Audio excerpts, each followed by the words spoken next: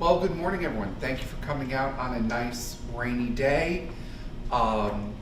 We are inside today at Nicole's suggestion that we not be out in the rain, talking about one of the largest challenges facing the city of Syracuse, and that is the challenge of fires at our vacant properties. This is something that my team and I have been working on since I first came into office. We really wanted to find a way to tackle the issue of vacant properties in a substantive and meaningful way. And we kept hearing, often through the news, that there was another vacant fire in the city of Syracuse, another fire at a vacant property. It was, I couldn't get through an entire week without hearing that on my TV as I was eating breakfast. So that has culminated in my office's latest report, which we have right here. It's called Following the Fire. And Following the Fire is an analysis of vacant structure fires that happened in the city of Syracuse in 2024. So let's get into some of the meat of that. So the city of Syracuse had 87 structure fires in 2024, and 25 of them were in vacant buildings. That is about a third of all of our fires happen in vacant buildings. The fire department response ranged from a $3,000 response to a $20,000 response, averaging around $10,000 for a total of about $250,000 just in fire department response for all of the fires. And we measured this using FEMA's reimbursement rate calendar for personnel and equipment. The average response was about 3 hours and required about 49 personnel. And the cost of this and the personnel involved is before we factor in the having police on site, code enforcement to follow, our public works team to follow up. Following the fires, we had the city itself spent $160,000 on demolitions. The land bank spent another $130,000 on demolitions. And the land bank receives a good amount of city funding as well. Well, it's not a one-for-one. There are certainly city dollars that went into supporting the land bank's demolitions. Of the 25 fires in vacant structures that occurred, 11 of the properties were demolished, 13 are still standing, and only one has moved towards productive use. None of these properties were listed on the city's vacant property registry, which is the law. 4 out of 5 of these properties had code violations. 4 out of 5 of these properties had previously had action from the city's Bureau of Administrative Adjudication. Over 60% of these properties owed back taxes. And when we investigated the causes of these fires, it was determined by the fire department 19 out of these 25 structures were unsecured, meaning that the board-ups that had taken place on them had failed or had been ripped off. So why are these fires such a problem in the city of Syracuse? We hear about them a lot, but why are they a problem? First of all, these are a scourge on our neighborhoods. These are already properties that are likely in poor condition, adding to the blight and issues that many of our neighbors experience. But when fires occur, often these vacant properties are already a magnet for bad behavior. Vacant properties are a magnet for problems. When fires occur and those burned out structures continue to stand there, they become a magnet for even more problematic behavior. So in some areas, we have blocks of the city where these fires have occurred, and often they're in pretty concentrated areas. Many of them are concentrated up on the north side, in the Washington Square area. You see them on the near west side, you see them on the south side. We have blocks where you have multiple buildings that are largely charred shells, or you have blocks that look like they're open fields because they've had multiple buildings torn down because of these fires over the years, and you wind up with open fields. And that is not what we are looking for in urban neighborhoods. So there's a great irony to these fires. Many of these fires appear to have been caused by people, presumably unhoused people, who have come into these homes for additional shelter. We have a crisis in this community of not having enough units of housing available for people who live here. When unhoused people are breaking into these vacant properties to get shelter and then they burn down, then there's even less housing available. At the very least, if the structure is standing out there, there's some hope it could be renovated or rehabbed into productive use. Once there is a fire, that is highly unlikely to ever happen again. Either the building will sit there and deteriorate and decay because the cost of rehabilitation exceeds the value of the property, or it will be torn down, and many of these are old structures and are on lots that are no longer considered buildable under our zoning code. We have a minimum lot size of 33 feet wide in the city of Syracuse. Many of these, especially on the north side, are 25-foot wide lots. You can't build anything new on them, so there will never be another unit of housing on those lots. So we lose even more housing, or the potential for more housing, when these buildings burn down. And another tragedy of these fires, and this is what keeps me up at night, is that in these vacant structure fires, 4 firefighters were injured on the job. Thank goodness they were all able to come back to work eventually. These are not major serious injuries, but this is a life and death issue facing the city of Syracuse for our first responders. Anytime we can prevent a situation where our firefighters have to run into a burning building, we should be taking steps to prevent that from happening. God forbid something worse happens in a vacant structure fire that could have been prevented. And we need to do everything we can to prevent these from happening. So how do we do that? Our report recommends a series of changes that the city can make right away to making this happen. Our signature recommendation here is my vacant housing early warning system. Now this is a predictive model. All of these buildings had things in common. And we think that if structures have at least a handful of these, 3 out of these 6 categories in common, the city should be staging early interventions. Number 1, being within half a mile of a vacant structure where there was a fire within the past 18 months. Number 2, an inactive water service. Number 3, inactive National Grid gas service. Number 4, in arrears on taxes. Number 5, in arrears on water. Number 6, open code violations or previous violations that had been sent to the Bureau of Administrative Adjudication. I think if a building meets 3 out of those 6 criteria, the city needs to stage early interventions right away.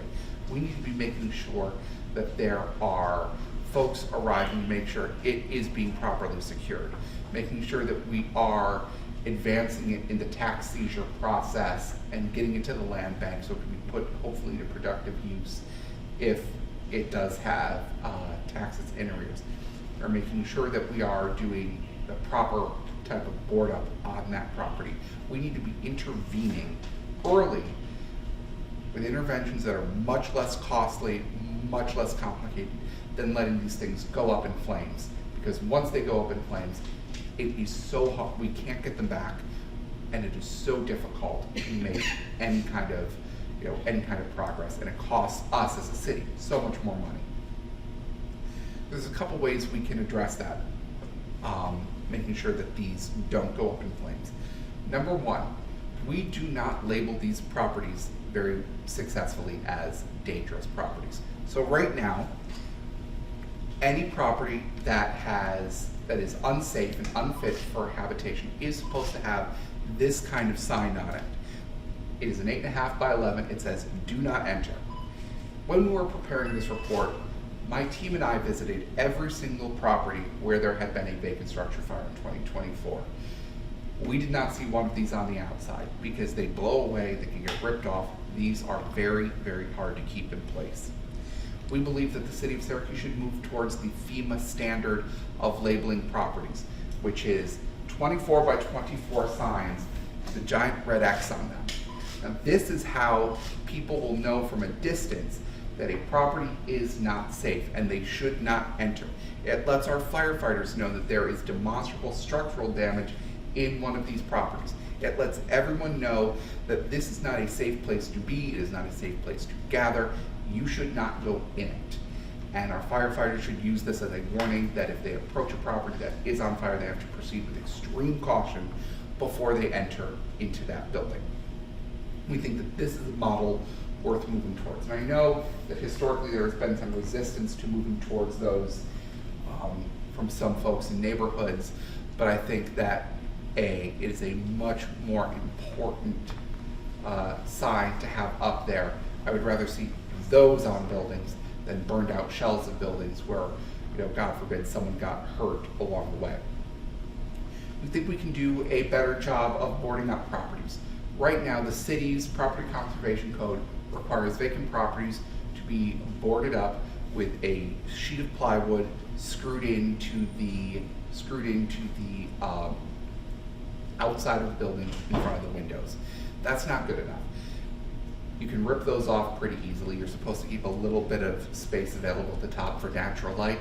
I don't know who needs natural light if you're not supposed to be in the buildings at all, but it gives you leverage to kind of rip that thing off. We should not have that.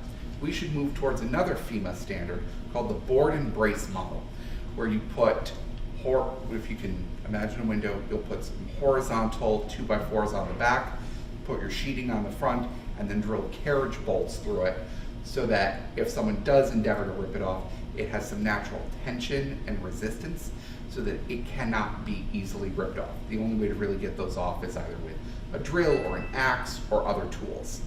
And I realized that that would be more difficult for us to install, for our code enforcement folks to get up on buildings, and I appreciate that that would come at some expense, but I think that it is a worthwhile expense. It is a worthwhile way to do, because we have trained professionals who can do it safely, who can make that happen, and it would make a difference in ensuring people who should not be in those buildings do not get in those buildings. I also am recommending that every time a vacant structure fire happens, that owner's entire property portfolio must be inspected. I believe that we need to be sending code enforcement officers out to see every single one of their properties. Look, these are not properties by and large that are owned by some, nice neighbor who just let something get a little bit out of hand. Most of these properties we found were owned by LLCs or out-of-town landlords who are not invested in the future of our community in a serious way. We need to be holding those folks accountable for their bad actions and making sure that they are not letting their properties deteriorate. And if they own one house where this is happening, it is likely that they own another that is not far off from being in this condition. We also need to improve the vacant property registry.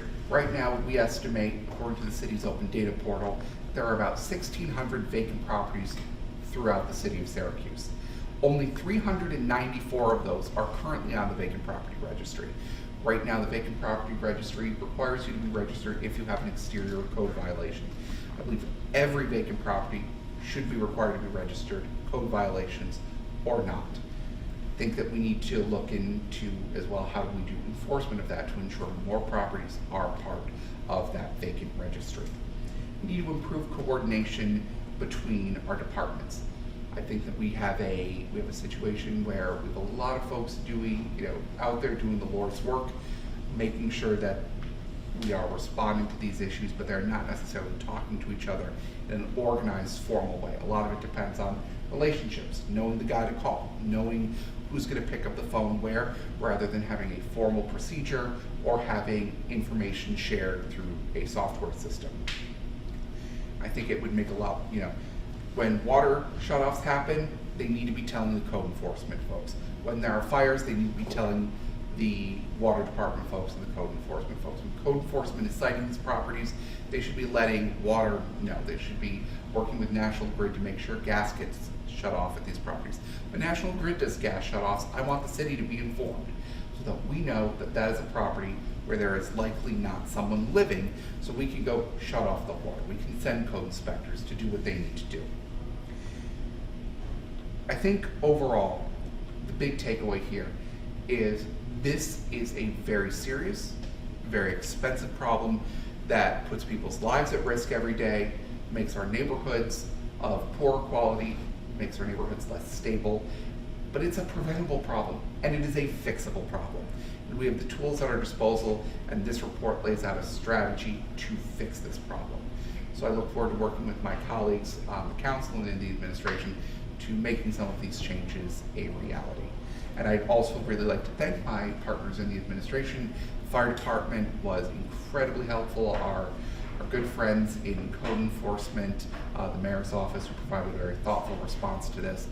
I think that there is a lot of interest on everyone's part in finding ways to solve this issue, and I really hope we can work together on to implement some of these strategies we've laid out. With that, does anyone have any questions? Yeah. Is most of this administrative or legislative? It can be both, actually, Ellen. A lot of these things code enforcement could do independently. For example, the Property Conservation Code lays out a minimum standard for board ups. The council could pass legislation requiring that we adopt the board embrace model, but nothing is stopping our code enforcement folks and our DPW folks who do board ups on properties that we deem need it from adopting that as a practice right now. So, right now we have a mix of, I think that we have a mix of both. The vacant property registry changes would have to be dealt with by the Common Council, but I think that I think there's a lot we can do really on both ends of that.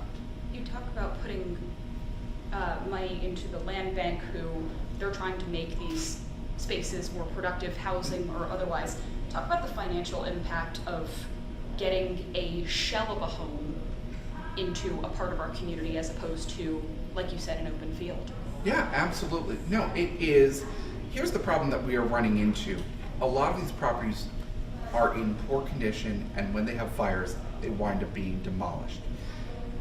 You cannot, it's very difficult, I'm not saying impossible, but very difficult to justify to a private investor why they should do a $300,000 or $400,000 renovation of a property that currently has a market value of $80,000. It is very difficult to go through some neighborhoods and say, here's where an investment could work. Here's where an investment may or may not make sense for someone who is using private capital to do that. I think that the land bank is really doing their best to stabilize these structures, get the right people there. They can be very creative. They have the flexibility to be creative, and that's why we started the land bank under the Minor administration.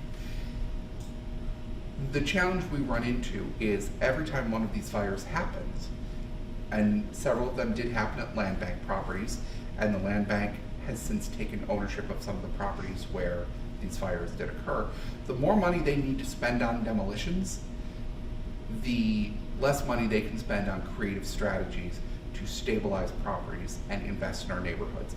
I want to make the land bank's life easier, not harder.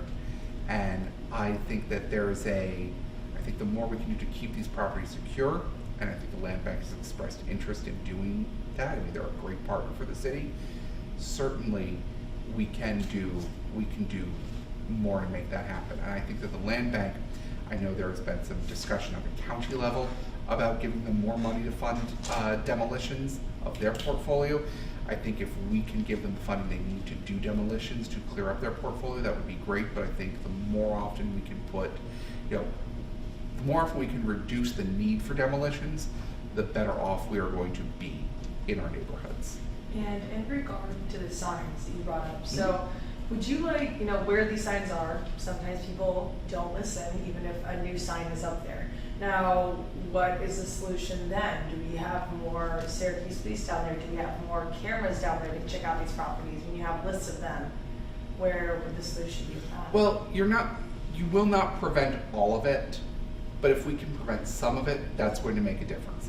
If we had 25 vacant structure fires last year, can we find a way to only have 10 next year? Can we start implementing solutions to just reduce the scale of this problem? Anytime we can reduce the scale, that's better. I think it's great if we can get these signs on property so people know they should not be in them. I think that makes it abundantly clear to everybody, and I think that is a visual reminder of really the stakes and the risk. This is not a visual reminder of very much, especially if this blows off in the wind. This is going to be very hard for people to miss, and that's why I think we need to be adopting it. There are other ways we can do that too, though. I think that there are ways we can install trail cameras on vacant properties. We can look at putting up more fencing around some of these properties. I think those are some of the early interventions we need to have. So once, if the city adopts my early warning system, the early intervention isn't just someone saying, gosh, there could be a problem there, let's get things rolling. Let's get trail cameras up on the properties. Let's put up some fencing there if it's deemed necessary. Let's make sure that we have folks who are actively monitoring that property and actively trying to make sure that it gets put back into productive use faster, whether that's working with the owners, seizing it for back taxes so it can be put into the hands of better owners. Whatever options we have on our table, we do have tools available. Let's use them and let's put them to work. And just one more follow-up with that early warning system.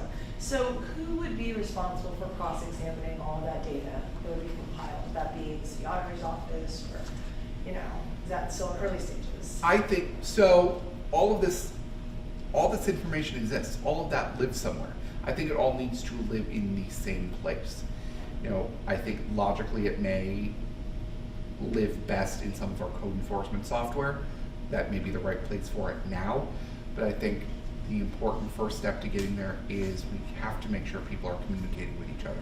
We have to make sure that some of these departments are sharing their information, and there is no resistance to sharing this information. I think it's just a matter of, we see too often that a lot of it exists in silos, and a lot of it is, the water department keeps this set of records in this place. Code enforcement keeps this set of records in this place. The systems don't, on the back end, communicate with each other. And I think that we need to find ways to making sure some of the tech systems are able to communicate with each other. The Maria Regina fire wasn't part of this clearly, but do you think the scope of that is going to make it easier for you to push things? Well, that's a good point. Maria Regina had a previous fire that was included in here. They had a small fire in their gymnasium in 2024, but that raises a very important point, Ellen. Some of the challenges that these properties are a magnet for include more fires. So once you have a small fire, or you're an attraction for other ne'er-do-well activity, people keep coming back to you. That's why we need to make sure the properties are better secured and that we are taking other steps to have early interventions there. I apologize. What was the rest of your question? Oh, does that make it easier to push this forward because you've got a high profile? Oh, situation? absolutely. I absolutely think that people are, especially after the Maria Regina situation, we are especially aware that this is a problem. Everyone, I was there that night. I was at the fire at Maria Regina, watching it happen, talking with other city officials. That was a terrifying night to be in the city of Syracuse. We had hundreds of people responding to that. And I think that we know full well how dangerous and damaging these can be. There was another fire, actually it is on here, on the cover of the report. This is 310 Ridge Street. The property you see here in the background is kind of around the corner on Bellevue Ave. This fire happened last year. There was a fire here in April or May of this year in the neighboring property. I think that in almost every single neighborhood of the city, but especially concentrated in some areas, there is a constant reminder of the challenge that vacant property fires can present. And I think that we need to just be cognizant that, this is an ongoing issue, it's an ongoing challenge that we need to solve in our community. And I hope that the ongoing nature of this problem gives everyone an eagerness to correct it. And like I said, when I got here, among the calls I got this morning was from one of our common counselors who expressed his interest in changing our board of procedures. And there was a tremendous amount of eagerness in how can we work on this? How can we move forward? What are the legislative solutions? What can we be asking the administration to do? So I think in neighborhoods, people are interested in this. I think our council will be interested in this. And I think that there will be an eagerness to make some of these changes because we all know how incredibly challenging this can be. As far as the city holding property owners accountable, is it a matter of, and maybe it's a combination of, the city not pursuing them like they should, because of any number of reasons, staffing, etc.? Or is it a matter of everything, some of these being hung up in court for legal reasons that just, they can't get around. Maybe they've taken owners to court and they've somehow been able to hold on to these properties and they just languish in the meantime and then they're at risk of fire. What is that situation? Or is it both? I think that there are a number of factors that lead into this. We know that a number of these properties are owned by folks who are very behind on their taxes. We need to expedite our ability to seize properties for back taxes. We need to be taking them out of the hands of bad actors as quickly as possible when they're still in some level of functional condition, so we can get them into the hands of better actors faster. We need to be doing more to make sure that we are addressing the challenges that these properties give us. And yeah, there is a lot of reasons. Sometimes we do get stuck in court on some of these properties. We do get stuck. Folks will come in right at the last minute and pay just enough of their taxes so we can't seize them. And then they don't pay their taxes again until we start the process over 2 or 3 years later. There are lots of ways for folks to game the system, but I think by using an early warning system, we can predict the next 50 or 100 properties where this is going to happen. We can find the most problematic houses in the city of Syracuse using these criteria. A red flag should be going off on someone's desk for each one of those properties to say, well, what tools work in this situation? Let's start using those tools as aggressively as possible to try to address that even further. I think we need to look, longer term, I think we need to look pretty comprehensively at what happens to these buildings or these lots. And currently, lots are exempted from the vacant property registry. That's one of the reforms I'm proposing. Empty lots should be registered on the vacant property registry.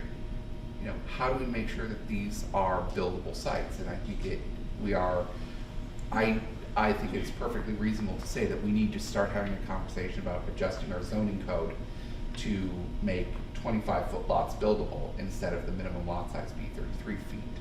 I was recently in Chicago for a conference, and I was touring a neighborhood with a group of other local elected officials, and they were showing us how that they have shrunk their minimum lot size to make it buildable.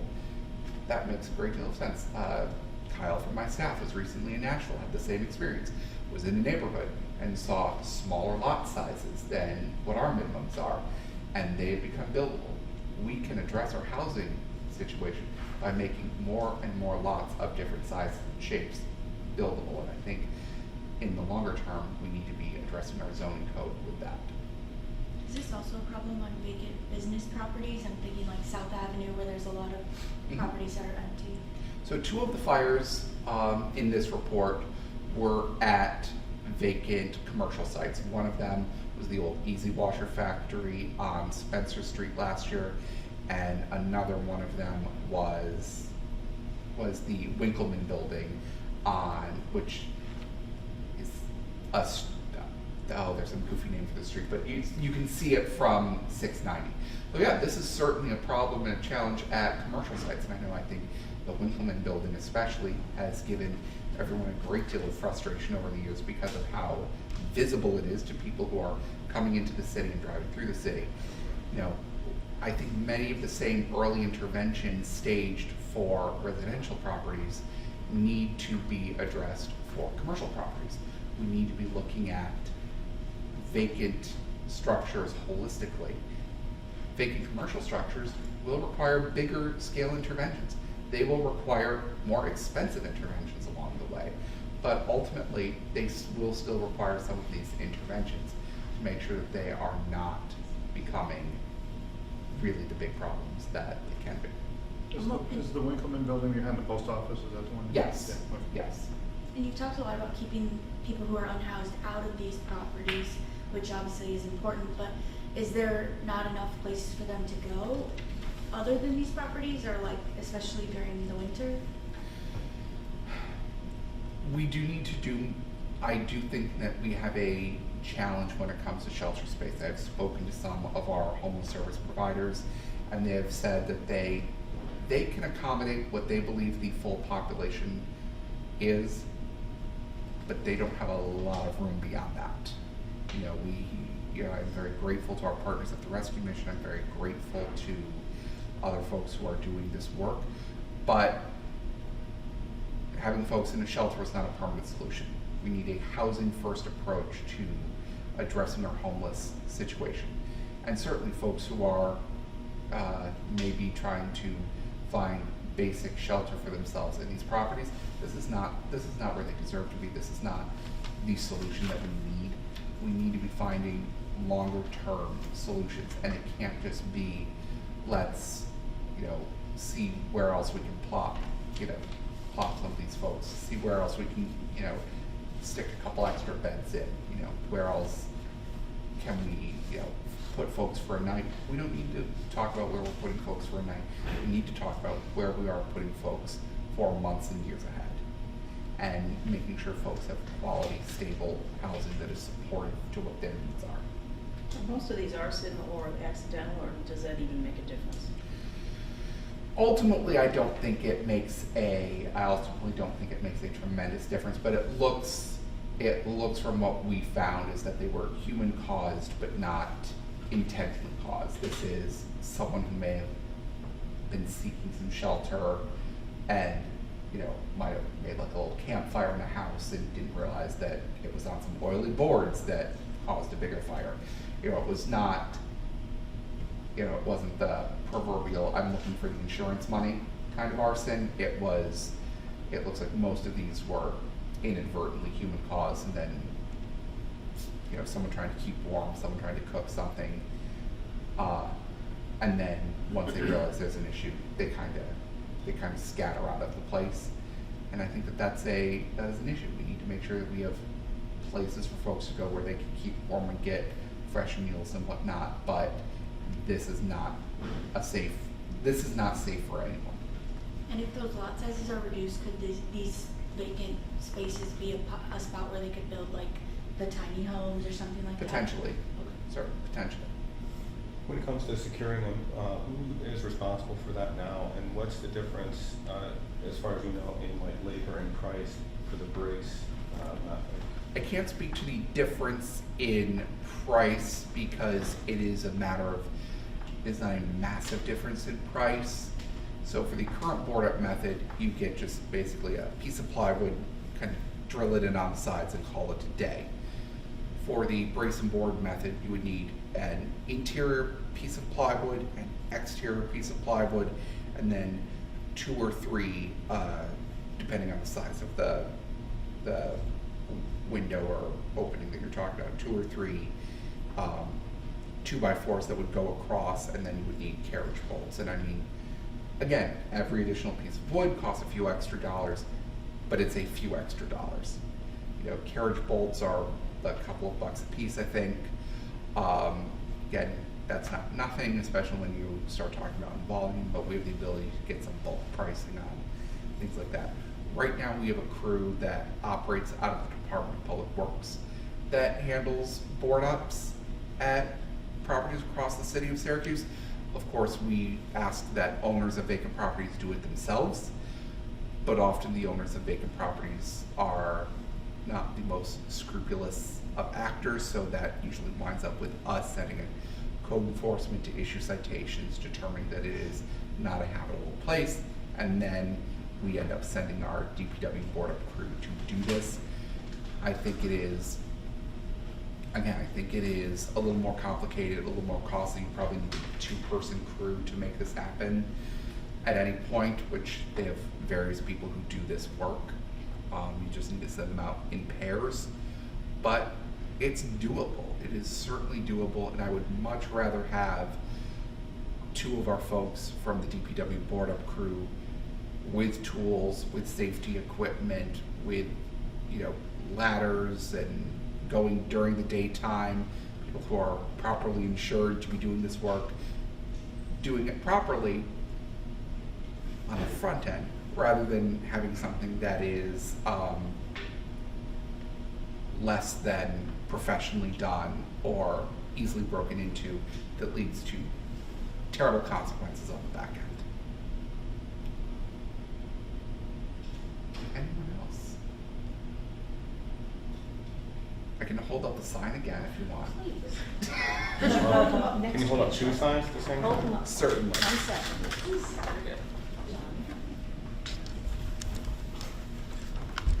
So this is what we're working with.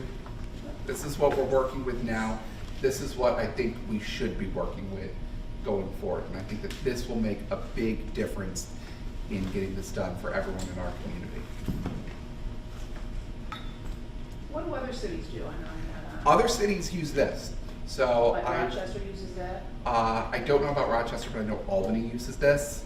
I've seen this in Albany a number of times. New York City uses this.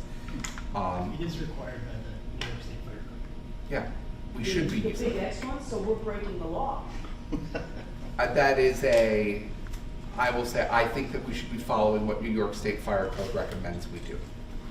Well, the recommendation is not a requirement. It is what New York State Fire Code says we should be doing, not this. This has, and I've heard this in other cities. People don't necessarily want to see this in their neighborhood. It is a sign of a neighborhood in decline, but my argument is, I would rather see this than a building that is burned. I'd rather see this than an injured firefighter. I would rather see this than some of the other terrible consequences that come from not having this. Great. Thank you. Thank you all.